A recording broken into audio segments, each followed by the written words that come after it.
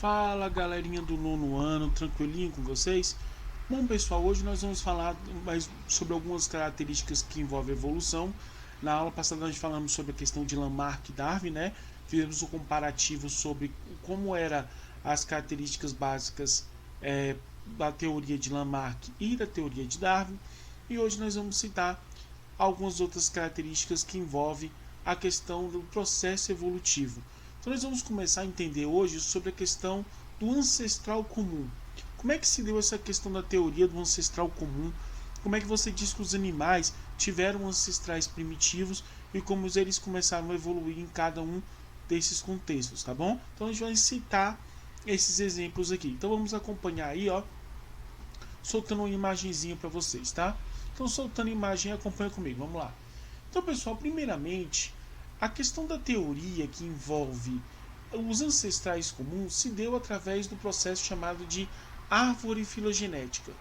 Isso aqui, na verdade, foi uma teoria também de Darwin, tá? E nesse caso, Darwin dizia o seguinte, que todos os seres vivos em evoluindo, né? Como você já estudou sobre isso, que essa evolução acontecia exatamente o que? Através de uma seleção natural. Só que algumas evidências presentes nos animais, tá? Que evoluíram ao longo das eras.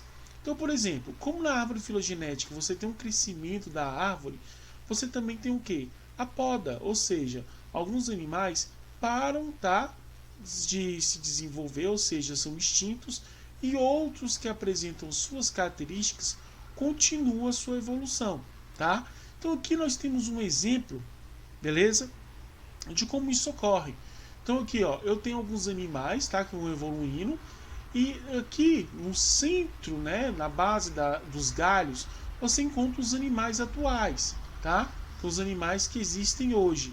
E nesse caso aqui mais abaixo, você tem as ramificações, né, de animais extintos, ou seja, animais que não existem mais.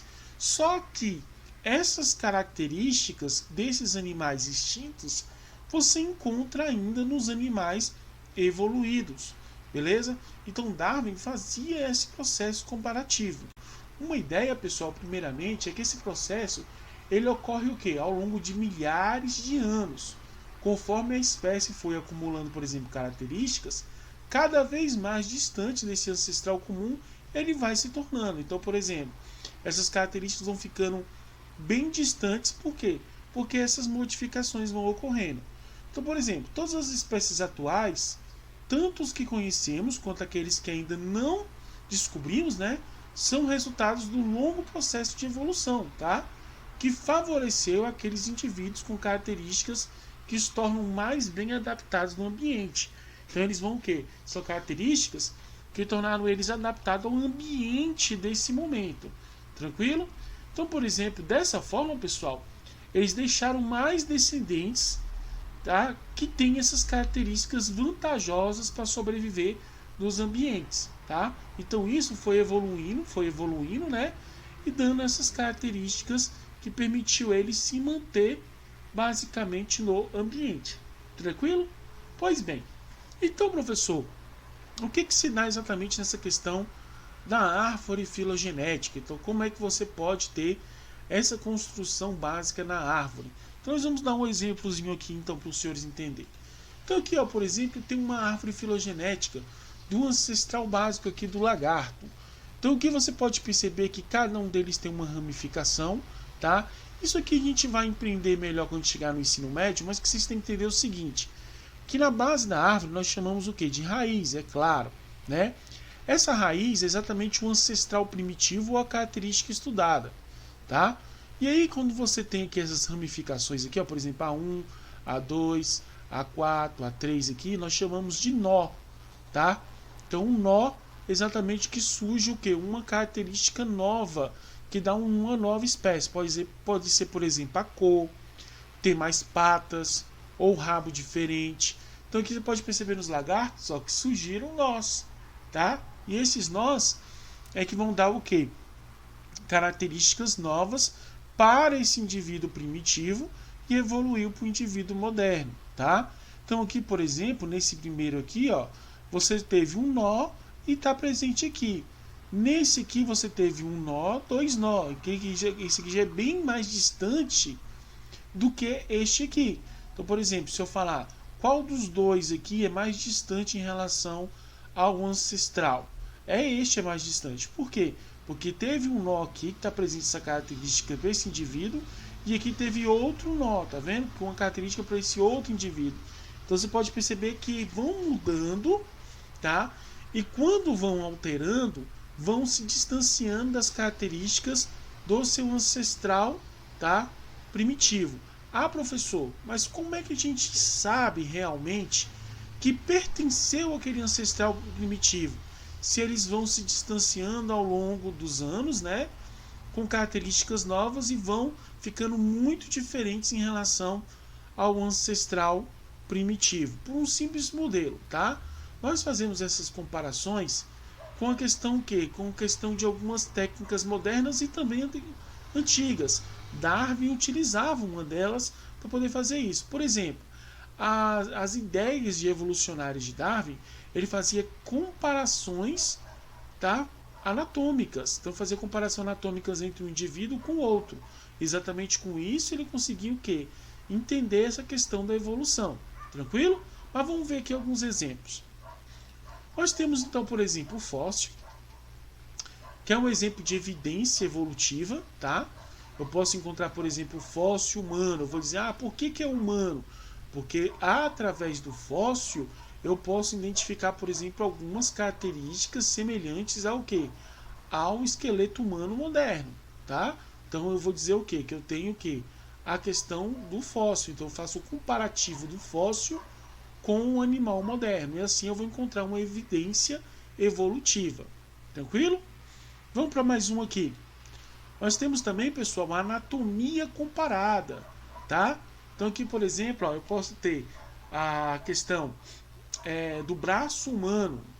Eu tenho aqui, por exemplo, a perna, ou pata do cavalo, né? Aqui do morcego e aqui da baleia. O que é semelhante de cada um deles? Todos eles têm escápula aqui em cima, tá vendo? E aqui você pode perceber que a baleia tem a questão aqui, por exemplo, do carpo e do carpo. E aqui você encontra também essas evidências nos outros, um pouco diferente, mas todos apresentam uma característica de seu ancestral comum, tá? Então eles apresentam essa característica do seu ancestral comum. Vamos para mais uma evidência. O DNA comparado, tá? Essa aqui já é mais moderninha. Eu posso comparar o DNA do indivíduo mais antigo com o indivíduo moderno, tá? É claro que é muito complicado você encontrar uma cadeia completa de DNA de um indivíduo fossilizado, né? Já é mais difícil, mas a gente pode ter essa evidência comparando o DNA, tá? De onde é que se separou? Quanto tempo separou? A gente tem através do DNA comparado. Mas vamos lá, mais um. Tá. E nós temos também a questão da irradiação adaptativa que ocorre, por exemplo, nos mamíferos. Então, por exemplo, na teoria você diz o quê? Que o que deu origem a todos os mamíferos foi o quê? Foi os roedores, tá? Por quê? Porque dizia que naquela época, lá na época dos dinossauros, os roedores foram os primeiros mamíferos e deram origem a todos eles. Professor, mas que evidência nós encontramos nos roedores que estão presentes nos mamíferos modernos? Primeiro, a evidência que você pode perceber, pessoal, é exatamente por ser um mamífero. Então você tem essa característica básica das funções básicas de um mamífero, você encontra em todos eles mais evoluídos. Tranquilo? Mas tem outras evidências também. Mas nesse caso, dizia o quê? Que os roedores deram origem a todos, tá? Os mamíferos atuais, ou seja, originaram guardando vestígios, tá? Dos ancestrais. Por isso nós chamamos o quê? De radiação adaptativa. Porque todos esses aqui modernos guardam alguns vestígios, como mencionei, do seu ancestral, tá? Beleza? E aqui nós temos algum exemplo. Por exemplo, o ancestral insetívoro, tá vendo? Ele adaptou para voar, adaptou para andar no solo, adaptou também para viver na água. Mas tudo se deu o quê? Pelo seu ancestral primitivo. Tranquilo? Pois bem, tranquilo, pessoal? Espero que vocês tenham compreendido, então, sobre a questão da evolução, tá?